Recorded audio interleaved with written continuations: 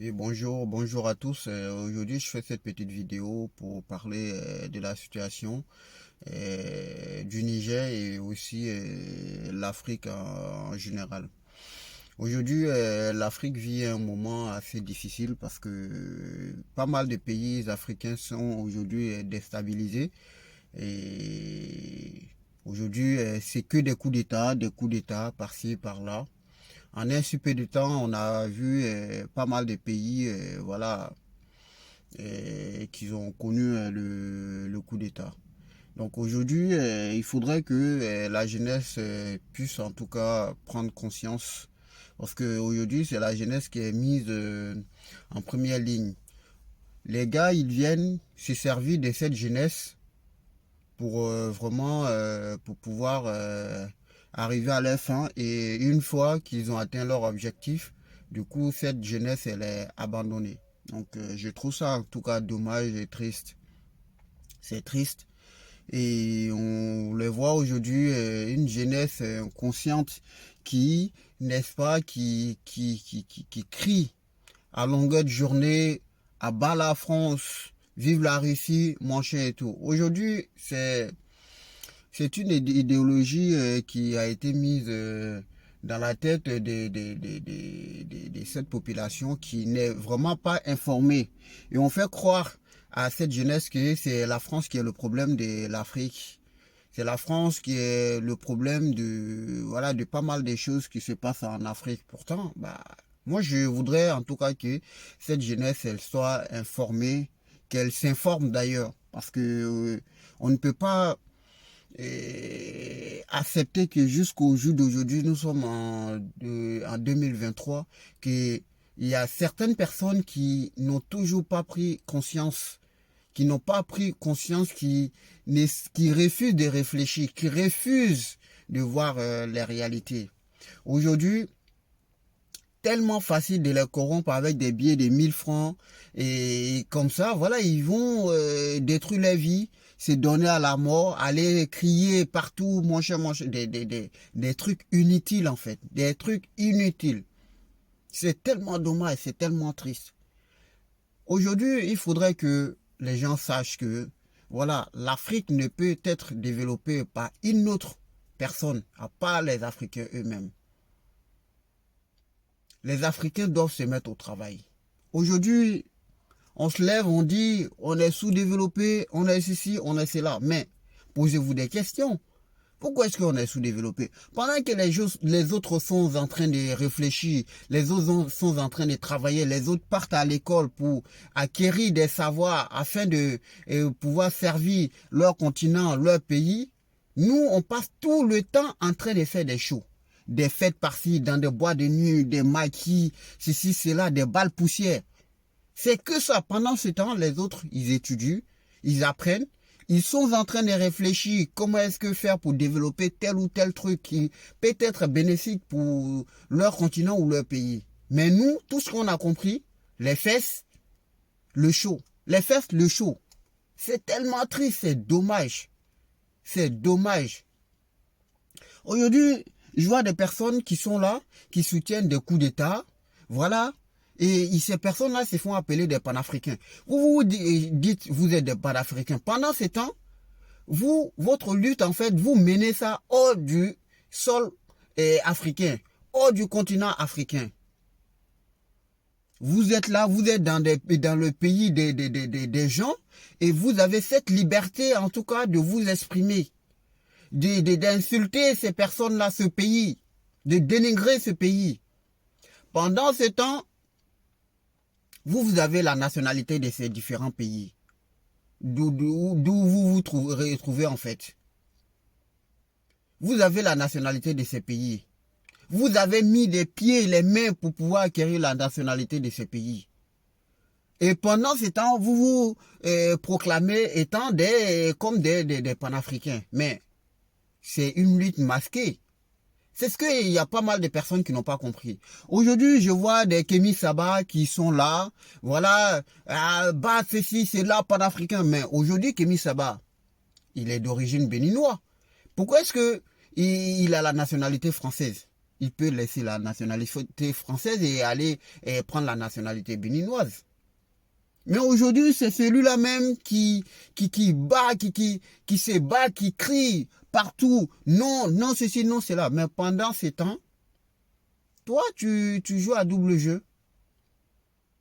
On essaie de remonter cette pauvre population et cette jeunesse qui n'est au courant de rien, à les inciter à la haine, à les déloger des déchus, des dirigeants démocratiquement élus en fait.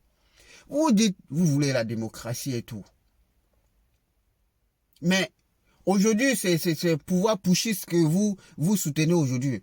Est-ce que tu as le droit, tu peux te lever et revendiquer quelque chose? Non. Non. Par contre, ceux qui sont démocratiquement élus, ces personnes-là, tu peux les critiquer parce que voilà, déjà, quand on dit démocratiquement élu, c'est qu'il y a démocratie dedans. Quelle qu'elle soit, voilà, la personne est, voilà, elle est injuste, mais d'une part, on peut en tout cas revendiquer, on peut crier haut et fort ce qu'on n'aime pas, on n'aime pas, ce qu'on ne veut pas, ce qui est anormal dans sa gérance. On peut revendiquer cela. Mais aujourd'hui, tous ces pouvoirs pushistes et tout, est-ce que tu peux te lever et aller et revendiquer quoi que ce soit? Parce que voilà, c'est la force. C'est la force. Tu ne peux pas.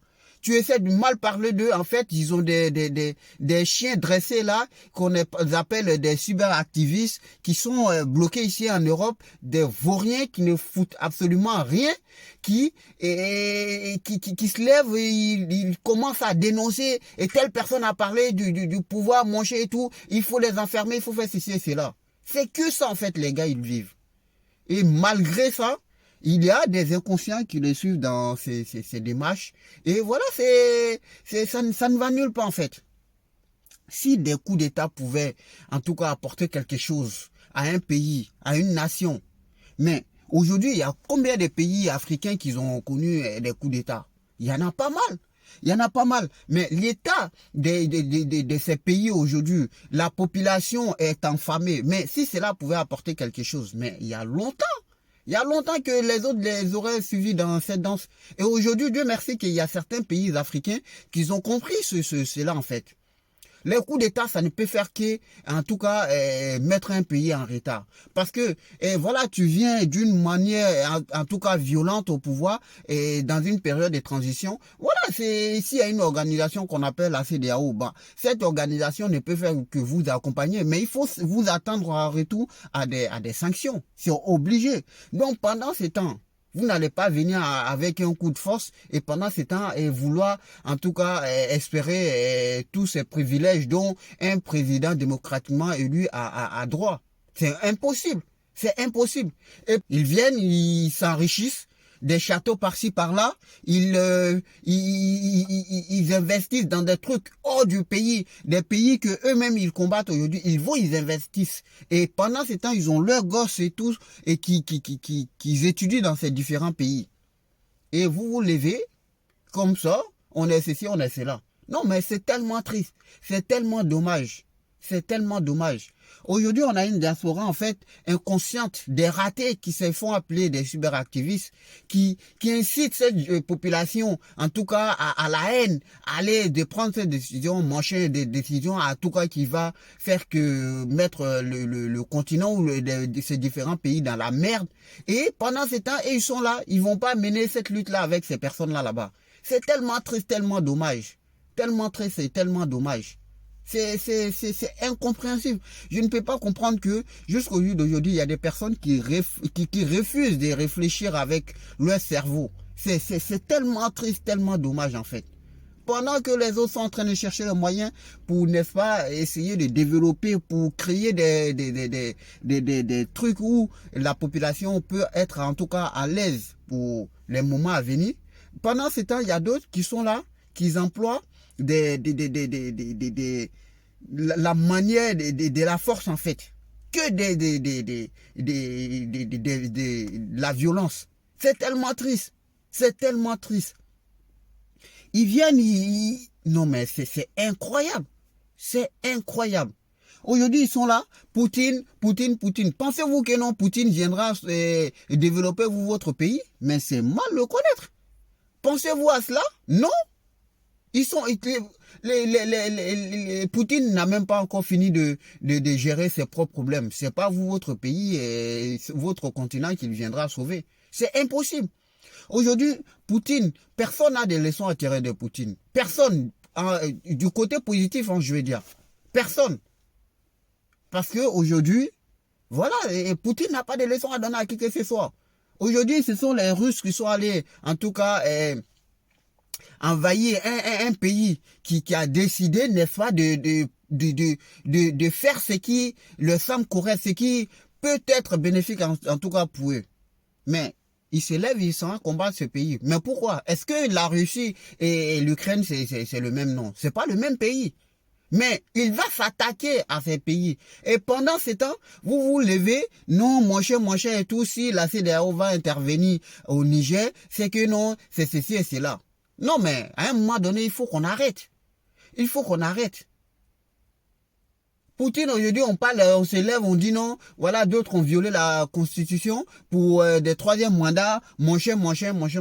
Mais aujourd'hui, là, vous qui acclamez Poutine, vous qui dites, ouais, abat comment on appelle ça, abat ceci, abat et cela, et ceux qui disent, voilà, abat la dictature. Mais aujourd'hui, là, Poutine, comment est-ce qu'on peut qualifier Poutine? Combien d'années il a fait au pouvoir?